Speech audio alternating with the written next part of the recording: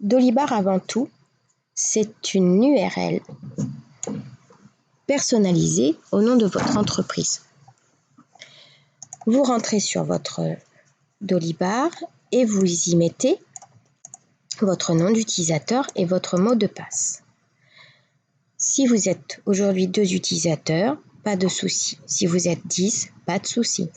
Vous ajouterez vous-même les utilisateurs et vous leur donnerez les droits d'accès, de modification, de lecture ou d'écriture que vous souhaitez. Et voilà, bienvenue dans Dolibar. Vous retrouverez exactement les mêmes bulles que je vous ai présentées tout à l'heure. Les tiers,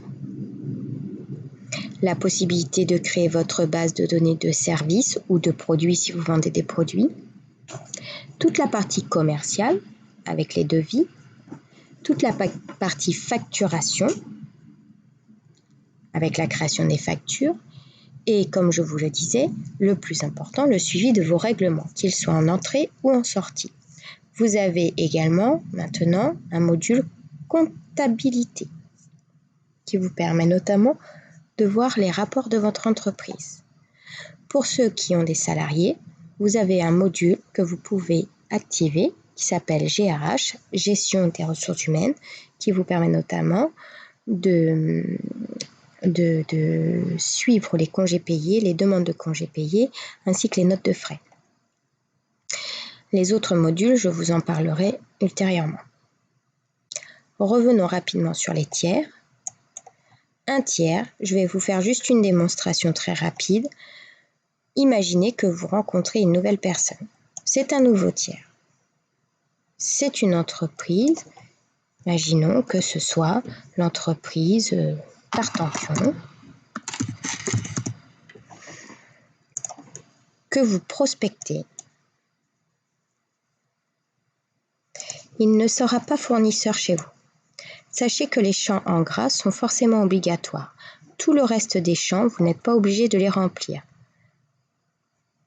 Je crée le tiers. Ce tiers Tartampion, je vais lui faire une proposition commerciale. Ici, vous avez prospect, donc prospection. Dans la prospection, on rentre la démarche de créer une proposition. Ici, en bas à droite.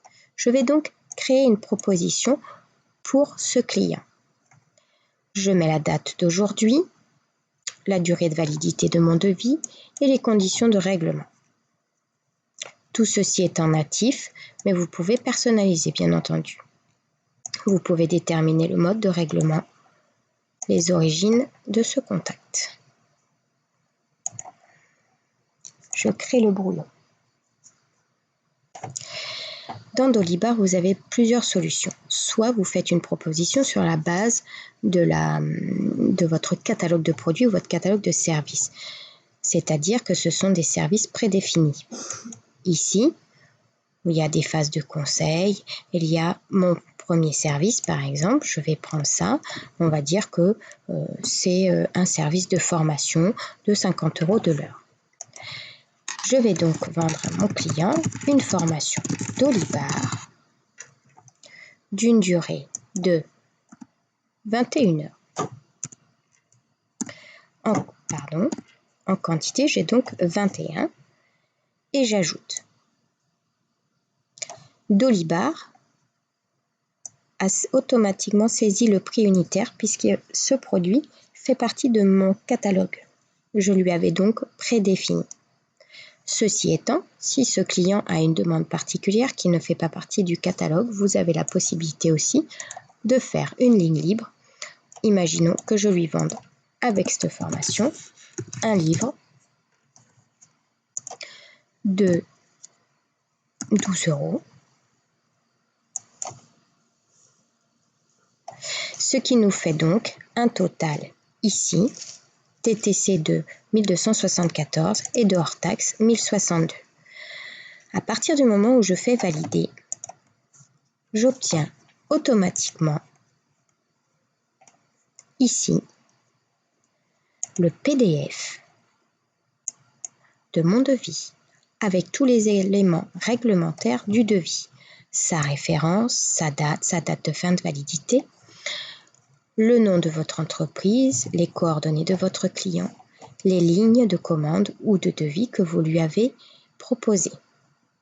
Ici, le cachet, la date et son bon pour accord qu'il vous renverra. En bas en pied de page, toutes les informations de votre entreprise se mettront automatiquement dès lors que vous aurez configuré, bien entendu, ces informations dans votre logiciel.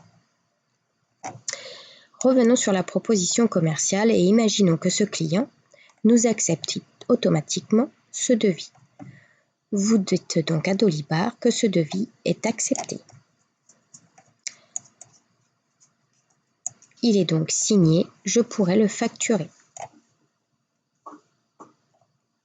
À partir de là, un nouveau bouton apparaît qui vous donne l'opportunité de créer la facture directement. Si je clique dessus, je peux donc créer la facture à la date d'aujourd'hui.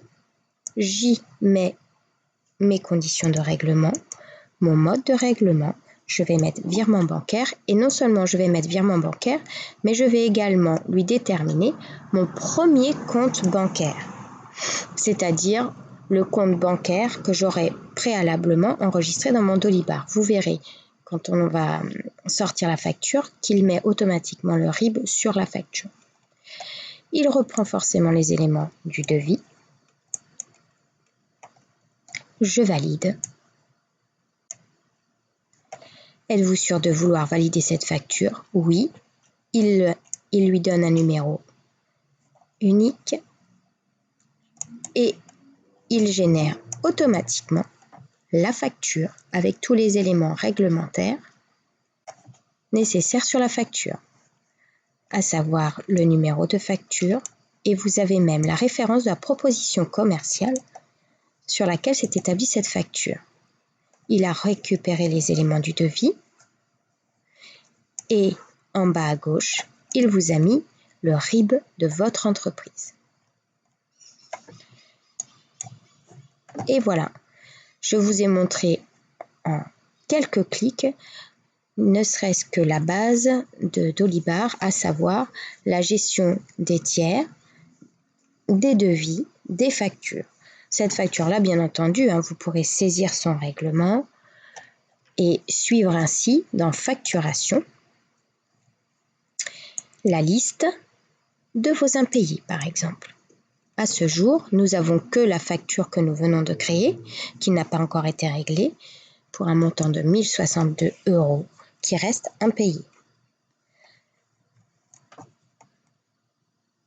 Vous pouvez faire les mêmes factures de saisie au niveau des fournisseurs, c'est-à-dire que vous saisissez les factures de vos fournisseurs, ce qui vous permet par la suite, au niveau comptabilité, d'avoir un suivi de vos rapports d'entrée et de sortie. Ce logiciel Dolibar étant tout neuf, tout frais, il n'y a bien entendu aucune rétrospective sur 2015, 2016, 2017, mais vous voyez qu'ici, en recette, j'ai en juin 600 € qui sont attendus.